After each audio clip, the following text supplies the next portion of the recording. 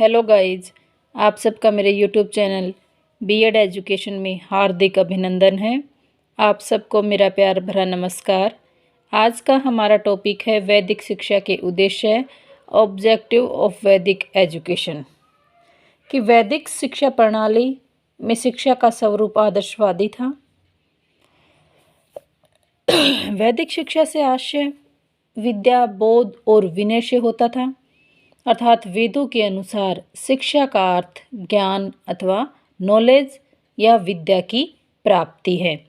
कि वेदों के आधार पर शिक्षा, ज्ञान, आत्मा तथा ब्रह्मा की खोज है। शिक्षा का उद्देश्य आत्मानुभूति है, वह आत्मबोध है। वेदों के अनुसार शिक्षा पूर्णता तक पहुंचाने का सद्मार्ग है। वेदों को समस्त ज्ञान का कोश यानी उसको खजाना माना गया है। वेदों में ही शिक्षा को मोक्ष का साधन है वो माना गया है। कि शिक्षा के द्वारा ही मोक्ष की प्राप्ति है वो संभव है। यानी इस जन्म मरण के झंझट से अगर छुटकारा पाना है तो वो हमें शिक्षा ही दिला सकती है। वैदिक कालीन शिक्षा प्रणाली में शिक्षा का स्वरूप आदर्शवादी था। आचार्यगण शिक्षण कार्य के दौरान ईश्वर भक्ति, धार्मिकता, आध्यात्मिकता, चरित्र निर्माण, व्यक्ति का विकास, संस्कृति, राष्ट्र एवं समाज के विकास की भावना आदि पर विशेष बल है वो देते थे। डॉक्टर अल्तेकर ने भी अपने ग्रंथ में प्राचीन भारत में शिक्षा में वैदिक शिक्षा के 6 उद्देश्यों का उल्लेख किया है। शुद्ध एवं पवित्रता की भावना, राष्ट्रीय संस्कृति का विकास व प्रसार करना, व्यक्तित्व का विकास करना, चरित्र का निर्माण करना, नागरिक भावना का विकास करना और व्यावसायिक कुशलता में वृद्धि करना। उन 6 उद्देश्यों का उल्लेख किया है। सबसे पहले है ज्ञान का विकास, डेवलपमेंट ऑफ नॉलेज। कि ज्ञान का विकास वैदिक कालीन शिक्षा का सर्वप्रथम उद्देश्य था। उस समय ज्ञान को मनुष्य का तीसरा नेत्र है वो माना जाता था।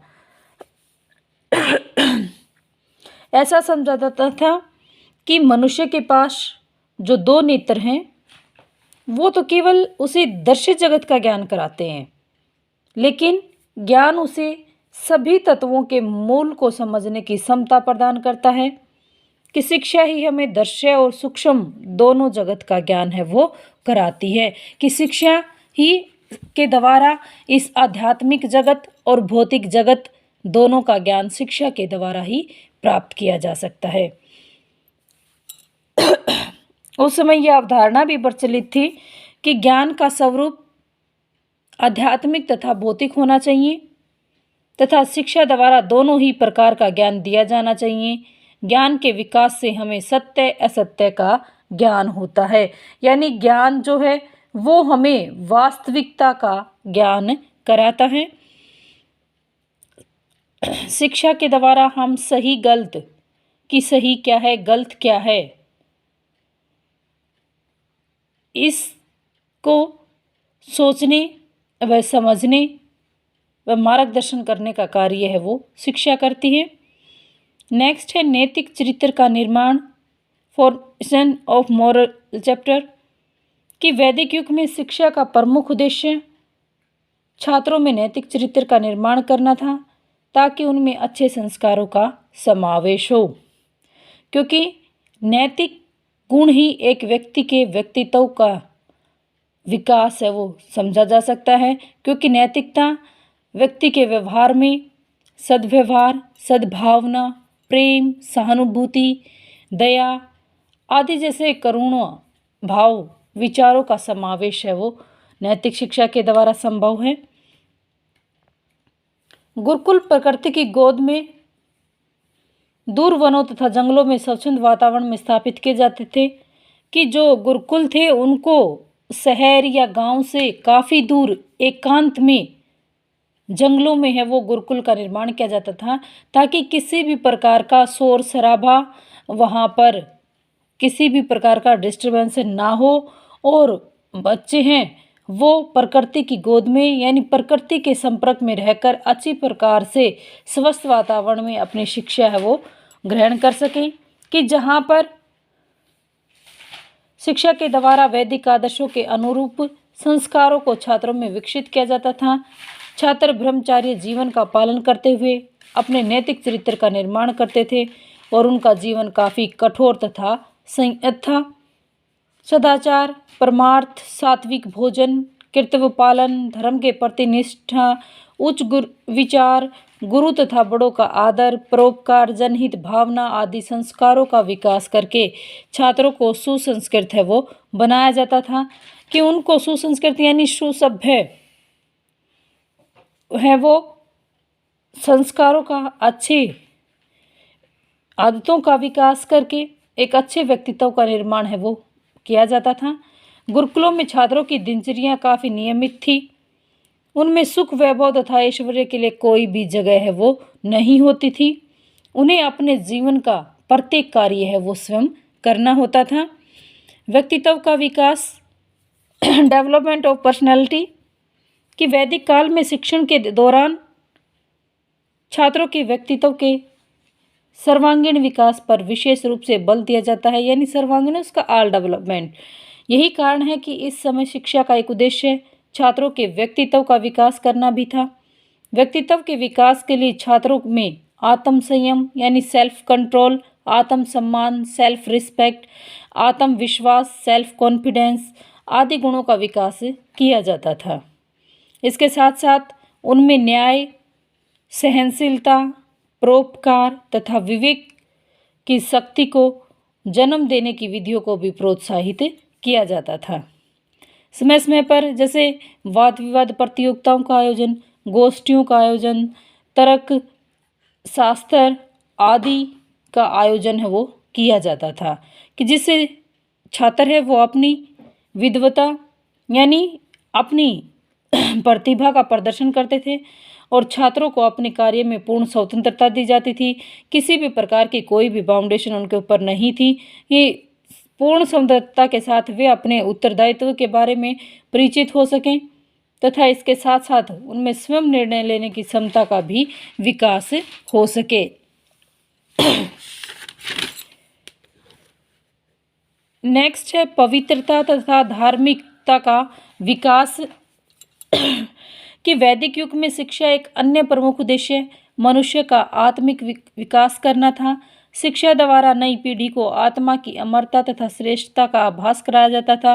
वैदिक काल में मानव जीवन को धार्मिक भाव से लबालब लेकिन अत्यधिक सरल, स्वाभाविक तथा पवित्र बनाने की कोशिश की जाती थी क्योंकि मनुष्य का अपना एक नैतिक स्तर था। धर्म का पालन करना मनुष्य का कर्तव्य समझा जाता था और सत्य अथवा ब्रह्मा अथवा मोक्ष की खोज जीवन का प्रमुख उद्देश्य था। कि ऋषि मुनियों के संपर्क में आकर मनुष्य अत्यधिक धार्मिक बनता ही गया और वह निरंतर अच्छे वातावरण के लिए प्रयासरत रहता था। गुरुकुलों का समूचा वातावरण आध्यात्मिकता तथा धार्मिक भावनाओं पर आधारित था। इस तरह से शिक्षा में भी ईश्वर में पूर्ण आस्था पर है वो बल दिया जाता था। नेक्स्ट है राष्ट्रीय संस्कृति का संरक्षण तथा प्रचार। हमारी संस्कृति में प्रारंभ से ही धर्म को प्रधानता दी जाती है। संस्कृति होता है यानी हमारा रहन सहन, हमारा खान पान, हमारी वेशभूषा, हमारा कल्चर, ये क्या है? सारी हमारी संस्कृति है। संस्कृति में धर्म को प्रधानता दी जाती है रही है। हमारे खान पान की विधियाँ कि कैसे खान पान है, कैसे कुछ संस्कृतियों में ये है कि ज़मीन पर बैठ के लाती प्राती मार के हम खाना खाते हैं, कुछ चेयर पे बैठ के खाते हैं, कुछ खड़े होके खाते हैं। कि प्रत्येक संस्कृति की विधियां हैं वो अलग अलग हैं। उनका रहन सहन, उनकी रीति रिवाजें, जीवन मूल्य आदि सभी धर्म पर आधारित है वो रहे हैं। उच्च कोटि के शिक्षक राष्ट्रीय संस्कृति का संरक्षण तथा प्रसार करने के कार्य में लगे रहते थे। उनका योगदान इस क्षेत्र में निश्चित रूप से सराहनीय था, काबिले तारीफ था। वैदिक काल में छात्रों को संस्कृति का ज्ञान प्रदान करने के लिए सांस्कृतिक विरासत को एक पीढ़ी से दूसरी पीढ़ी तक हस्तांतरित कर दिया जाता था। यानी एक पीढ़ी से दूसरी, जैसे हमारी जो कल्चर है हमारे दादा दादी ने हमारे मम्मी पापा को सिखाया, हमारे मम्मी पापा ने हमें सिखाया और हम अपने बच्चों को सिखा रहे हैं और हमारे बच्चे आने वाली ही पीढ़ी को सिखाएंगे। यानी दर पीढ़ी दर है वो हमारी संस्कृति है वो हस्तांतरित होती रहती है। वैदिक काल में शिक्षा का एक प्रमुख उद्देश्य हमेशा से ही अपनी संस्कृति का संरक्षण तथा प्रचार है वो करना है कि गुरुकुलों से निकलने वाले शिक्षार्थी इसके साथ साथ वो अपने सांस्कृतिक के गौरव को एक स्थान से दूसरे स्थान तक फैलाते रहते थे और ये भी उनका कार्य था। और वैदिक काल में राष्ट्र संस्कृति का संरक्षण करना, उसका प्रसार करना, उसका प्रचार करना, ये भी एक प्रमुख उद्देश्य था। नेक्स्ट है नागरिक व सामाजिक कर्तव्यों का विकास कि वैदिक कालीन शिक्षा प्रणाली में शिक्षा द्वारा छात्रों में स्वस्थ नागरिक तथा आत्म केंद्रित जीवन की भावना विकसित की जाती थी। उस समय प्रत्येक व्यक्ति से आशा की जाती थी, ये उपेक्षा की जाती थी कि वह गृहस्थ जीवन व्यतीत करने के साथ साथ अपने नागरिकता तथा सामाजिक कर्तव्यों का भी पालन करे, कि अपने गृहस्थ जीवन के साथ साथ वो एक समाज का एक सभ्य नागरिक है और सभ्य नागरिक होते हुए उसका ये दायित्व बनता है, उसका एक कर्तव्य बनता है कि वो अपने फर्ज का है वो निर्वाह करे। ऐसी आशा इसलिए की जाती थी ताकि विद्यार्थी समाज में प्रवेश करके अपना जीवन है वो सुखी बना सके, क्योंकि मनुष्य एक सामाजिक प्राणी है और समाज के बगैर मनुष्य के अस्तित्व की कल्पना भी नहीं कर सकते। उसका रहन सहन, उसका खान पान, उसकी वेशभूषा, उसकी दीक्षा शिक्षा सभी चीज़ें हैं वो समाज में रहकर ही पूरी होती हैं। इसलिए एक अच्छा विद्यार्थी, एक अच्छा मानव है, वो अपने साथ साथ अपने समाज के हित के बारे में सोचता है। जैसे दीन दुखियों की सहायता करके, कि जैसे मान लीजिए कोई व्यक्ति दुखी है, किसी को चोट लगी है, उसे चलना फिरा नहीं जा रहा है, उसकी मदद करना, उसको एक स्थान से दूसरे स्थान तक छोड़ना, अपने माता पिता की सेवा करना, दूसरों के प्रति निस्वार्थता का व्यवहार करें। कि ये नहीं है कि आज मैं आपको कोई उपहार दे रही हूँ तो यानी मेरी ये इच्छा नहीं होनी चाहिए कि मैं आपको कुछ भेंट कर रही हूँ तो उसको वापस प्राप्त का कोई इच्छा मेरे मन में हो, या उससे कोई और कार्य मैं आपसे निकलवाने की कोशिश करूँ, तो ऐसा नहीं होना चाहिए। बल्कि निस्वार्थ भाव से कि किसी भी प्रकार का उसका चीज़, उस दान के प्रति, उस भेंट के प्रति आपका कोई भी विपरीत है लेने की इच्छा नहीं होनी चाहिए, तथा समाज के सदस्य के रूप में अपना पूरा योगदान है वो आपको देना चाहिए।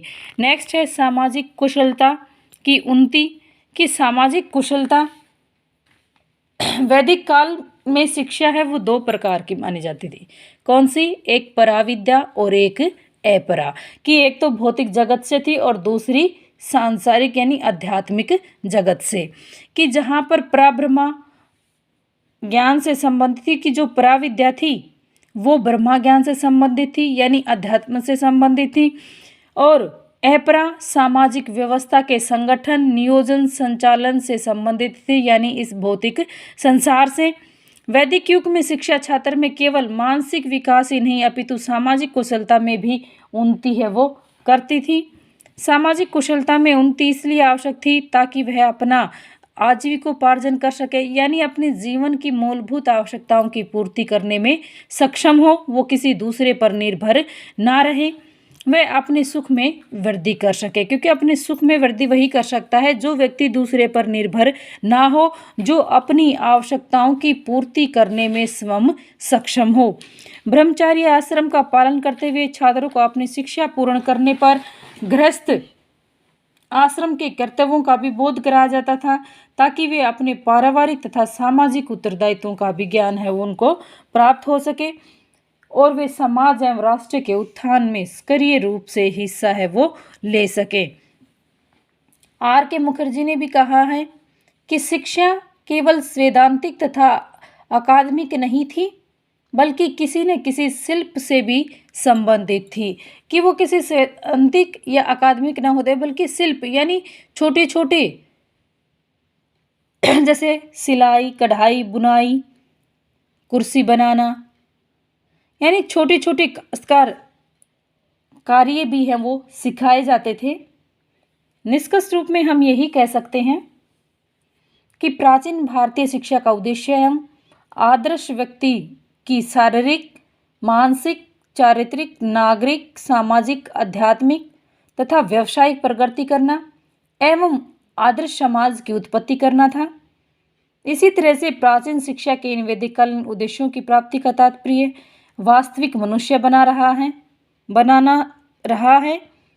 इसके साथ साथ आत्मज्ञान यानी नॉलेज ऑफ द सेल्फ तथा ब्रह्म ज्ञान के लिए छात्रों को तैयार करना भी रहा है, ताकि शिक्षा के द्वारा उनकी लौकिक तथा परलौकिक तरक्की का विकास है वो हो सके, क्योंकि शिक्षा ही एक ऐसा साधन है जो मनुष्य का सर्वांगीण विकास है जिससे संभव हो सकता है। शिक्षा मनुष्य का ऑल डेवलपमेंट करती है, वह हर प्रकार की स्थिति में उससे लड़ने के लिए तैयार करती है, समस्याओं का समाधान निकालने का कार्य